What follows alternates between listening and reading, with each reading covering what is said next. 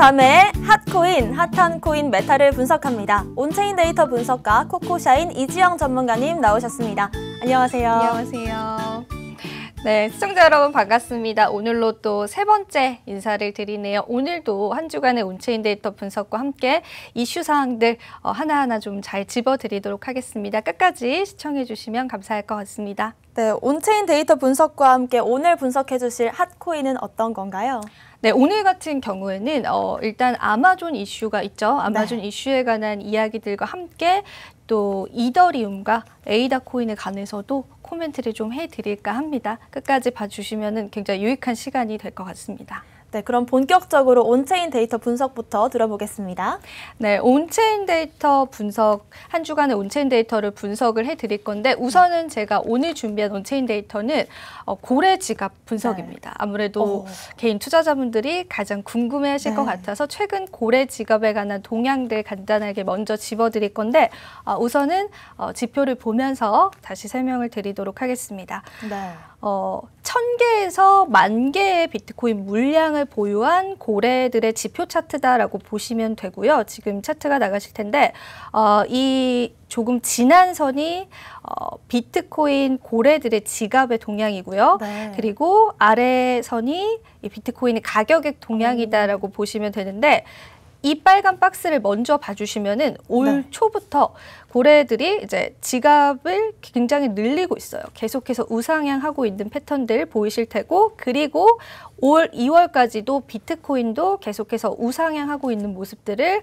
포착을 하실 수가 있을 겁니다. 함께 커플링 되어서 가고 있는 모습 포착이 되고 있죠. 그리고 2월 달에 이제 비트코인이 이제 역사적인 고점을 한번 더 찍게 되고 그 이후로 계속 불장이 이어졌어요. 그런데 이때부터 이 고래들의 지갑이 하락하고 있는 모습이 포착이 되실 거예요. 바로 이 지점이 다르게 가고 있죠. 이 말은 이제 차익 실현을 하고 있다. 이제 물량을 덜고 있다. 그만큼 수익이 낮기 때문에 차익 실현을 하고 있겠죠. 그에 따라서 이 고래들의 지갑 차트들도 하락을 하고 있는 모습이 보여지고 비트코인의 가격은 역시 상승해서 머무르고 있습니다. 그리고 이게 지금까지 이어져 가고 있는 이제 고래 지갑 차트인데 최근에 보이시는 이 민트 색깔 박스 안에처럼 고래들이 물량을 다시 담기 시작을 했다라고 하는 부분들이에요.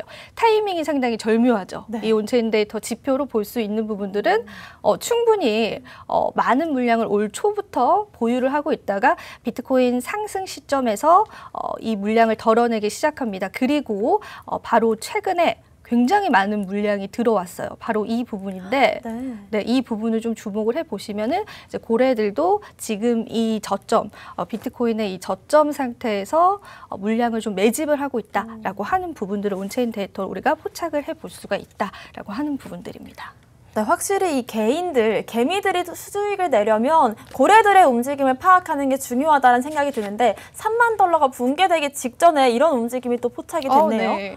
이번에 좀 제가 좀 재밌는 또 온체인 데이터를 발견을 해서 좀 보여드리고 싶어서 나왔는데 온체인 데이터 이제 지표 같은 경우에는 비트코인은 지갑의 이동을 우리가 볼 수가 있잖아요. 그 부분이 굉장히 투명성이다라고 많은 이제 전문가들이 평가를 하고 있는데 그렇기 때문에 우리가 온체인 데이터를 분석을 해볼 수가 있고 그에 따라서 어떤 시그널들을 좀 파악을 해볼 수가 있죠. 지난주에는 제가 우리 온체인 데이터 두 가지를 토대로 이 비트코인이 상승 다이버전스가 나왔다. 그래서 지금의 순간이 좀 하락의 구간이고 앞으로 상승할 수 있는 가능성이 있다라고 지표를 토대로 말씀을 드렸잖아요. 일부 적중을 하더라고요. 그래서 오늘 제가 발견했던 또 온체인 데이터의 좀 흥미로운 부분들도 여러분들에게 설명을 드려보도록 하겠습니다. 일단은 비트코인 $30,000 붕괴 직전에 굉장히 많은 물량의 이 비트코인이 거래소로 투입이 되는 부분들을 포착을 할 수가 있습니다. 지표상에 제가 표시를 해놨는데 굉장히 이 그래프가 솟아있죠. 이날 정말 많은 물량이 거래소로 입금이 됐어요. 그 말인즉 비트코인을 팔겠다라는 의도로 보이죠. 팔겠다는 뜻이요? 거래소로 보낸다라고 한다라는 부분들은 거래를 하겠다라고 볼 수 있기 때문에 그러면은 어떤 거래소로 이 비트코인 물량이 갔을까도 이 크립토컨트의 이제 온체인 데이터를 보면 볼 수가 있는데 한 거래소에 집중이 됐습니다. 코인베이스라는 거래소에 네. 이 많은 물량이 들어갔습니다. 즉 거래를 하려고 들어갔는데 이 양이 너무나 많아요. 7,900개에 달하는 비트코인의 양인데 한화로 환산을 하자면 3조 원에 달하는 그런 어마어마한 물량이 들어왔네요. 개인이라고는 네. 볼 수 없는 많은 전문가분들은 세력의 움직임이다라고 네. 포착을 하고 있고 혹은 뭐 기관의 움직임이다라고 보고 있는데 굉장히 많은 물량이 이 코인베이스의 거래소에 들어갔다라는 부분들을 온체인대로 포착을 할 수가 있었고요. 그리고 굉장히 공교롭게도 이 시기에 비트코인에 관한 악재 기사들이 좀 쏟아지기 시작합니다. 네. 3만 달러 붕괴 직전이었습니다. 악재 기사들이 쏟아졌고 그리고 어느 정도 팔렸냐라고 봤더니 5만 1,000개 물량이 이제 매도가 됐습니다. 네. 그리고 이 거래소에 아직까지도 2만 8천, 3만여 개의 이제 물량들이 남아 있습니다. 그런 이후에 비트코인 3만 달러 선이 붕괴가 됐어요. 네. 그래서 이 온체인 데이터를 분석으로 봤을 때는 이 최근에 있었던 비트코인의 하락이 의도적인 하락이고 상당히 많은 물량이 갑작스럽게 거래소에 풀렸다라고 하는 부분들을 확인해 봤을 때 누군가는 또한 어떤 세력들은 비트코인을 의도적으로 가격을 내리려고 하는 의도가 보인다라는 온체인 데이터 분석으로 볼 수가 있고요. 그런데 여기서 한 가지 더 말씀드리고 싶은 거는 온체인 데이터를 토대로 이렇게 많은 물량이 갑자기 풀렸고 많은 물량이 매도가 됐고 또 거래소에 남아있음으로써 이 3만 달러 붕괴까지 이루어졌습니다. 그런데 어떻게 됐냐? 금방 회복을 했죠. 이 3만 달러 선이 금방 회복이 됐죠. 네. 그 금방 회복이 됐다라고 하는 부분들은 그만큼 이 또 저점의 자리에서 비트코인을 매집하는 또 다른 세력이 있다라고 볼 수도 있고요. 네. 그리고 개인들도 비트코인 가격이 떨어졌네. 나도 더 담아야지라는 그런 마인드가 있을 수도 있고 개인적으로 저도 이날 비트코인 물량을 많이 담았거든요. 정말요? 네, 굉장히 네. 많은 비중을 또 확대를 했는데 후에 또 뉴스 기사를 보니까 캐시오도 역시도 이날 비트코인을 많은 물량을 또 매집을 했다라고 하더라고요. 그래서 이 부분을 봤을 때 온체인 데이터를 토대로 봤을 때는 어떠한 한 세력이 의도적으로 비트코인의 가격을 내리고 있다라는 부분들이 포착이 되지만 금방 3만 달러 선을 회복이 됐다라고 하는 부분들은 그만큼 이 비트코인 가상자산에 관해서 믿는 사람들이 많고 믿는 세력들이 많고 또 모든 세력들이 한 편은 아니다라고 하는 부분들을 좀 유추를 해볼 수가 있겠죠. 그리고 앞으로 추가적으로 또 이러한 움직임이 포착이 되면 비트코인의 추가적인 하락도 일어날 수 있다라는 생각이 드는데 앞으로의 추이에 관해서는 제가 계속해서 온체인 데이터 분석을 토대로 여러분들에게 알려드리도록 하겠습니다. 네, 정말 재밌네요. 네, 네. 상황이 그리고 되게 네. 절묘하다 이런 생각이 네. 많이 드는데요. 고래들과 세력의 움직임으로 누군가가 의도적으로 3만 달러를 깼고 그 순간 또 누군가는 빠르게 담았다 이런 것들이 온체인 데이터 분석상으로 좀 포착이 되는 모습인 것 같아요. 맞습니다. 너무 네. 흥미롭지 않나요? 네, 너무 재밌어요. 네, 그리고 네. 아무래도 요즘 메타는 역시 아마존 밈, 아마존 빔인 것 같습니다. 네.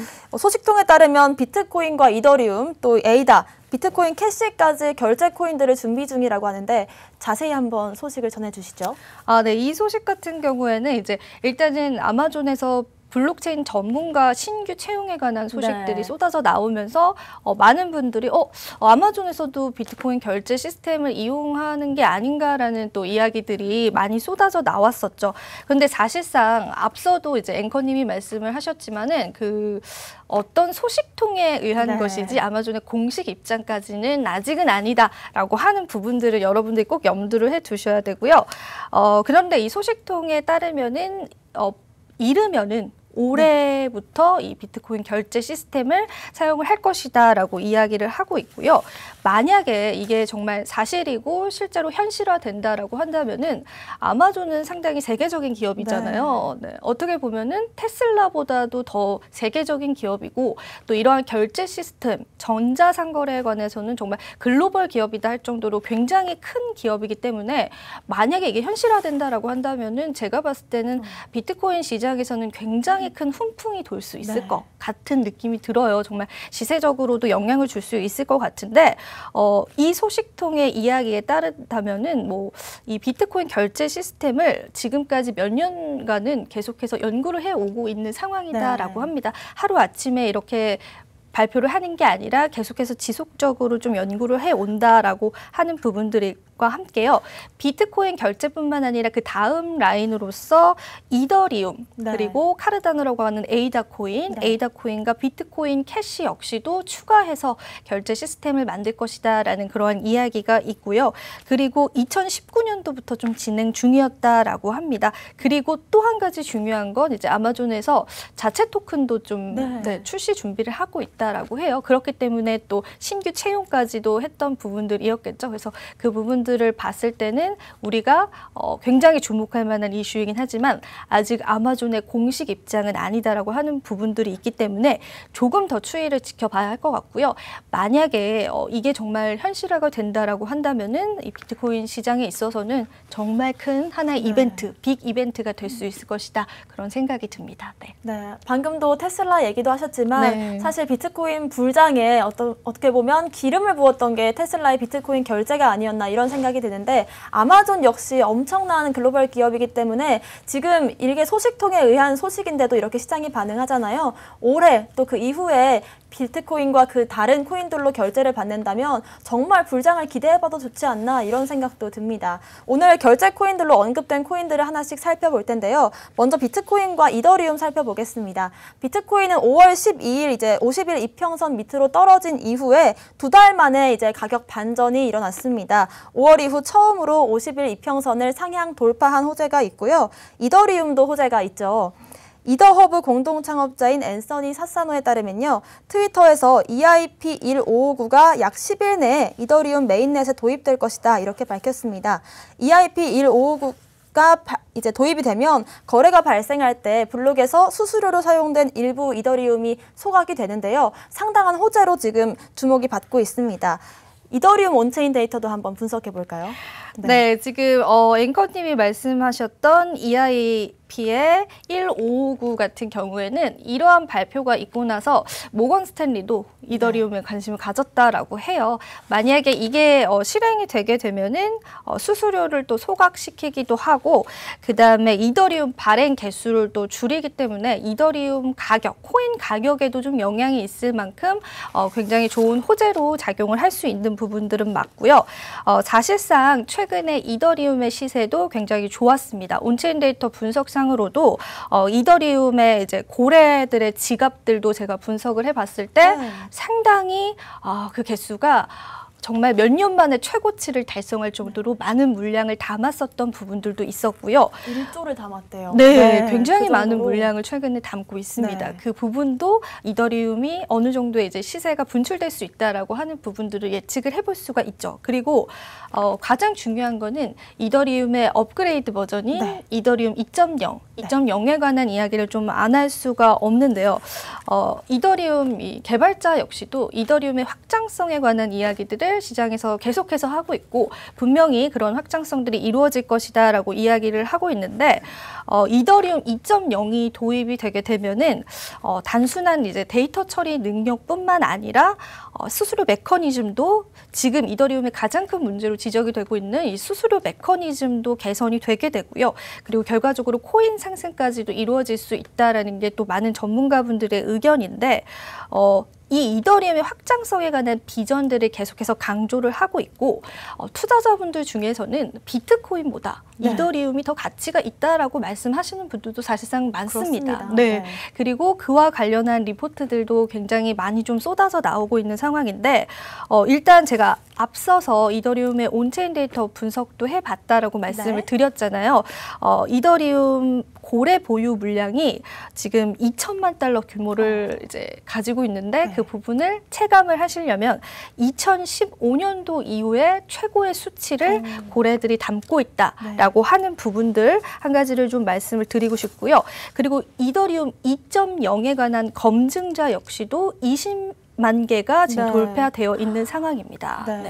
연말까지는 이제 1,000만 개까지도 그 검증자가 나올 수 있다라고 하는 이러한 호재들로 봤을 때 앞으로 이더리움의 상승 추세도 우리가 좀 포착을 해봐야 할 것 같다라는 생각이 듭니다. 네, 이렇게 이더리움까지 호재 확인해 봤는데요. 에이다와 비트코인 캐시도 빠르게 한번 확인해 보겠습니다. 카르다노 에이다가 GDLC 바스켓에서 비트코인과 이더리움에 이어서 세 번째로 큰 규모를 갖게 됐다라고 코인텔레그래프가 분석을 했는데요. 에이다 코인도 호재가 있죠. 어떤 호재인가요? 네, 에이다 코인도 호재가 상당히 많습니다. 네. 요즘에 최근에 좀 많은 호재들이 이제 나오고 있는데 일단 첫 번째로는 미국의 월스트리트가 시가총액 5위 정도 수주인 이 카르다노 에이다에 주목을 하고 있다라고 하는 부분들인데요. 그 이유가 무엇이냐라고 하면은 최근에 우리가 비트코인 약세장을 좀 겪었잖아요. 그래서 굉장히 이제 하락장 속에서 굉장히 긴 횡보의 시간들을 견뎌내고 있는 상황인데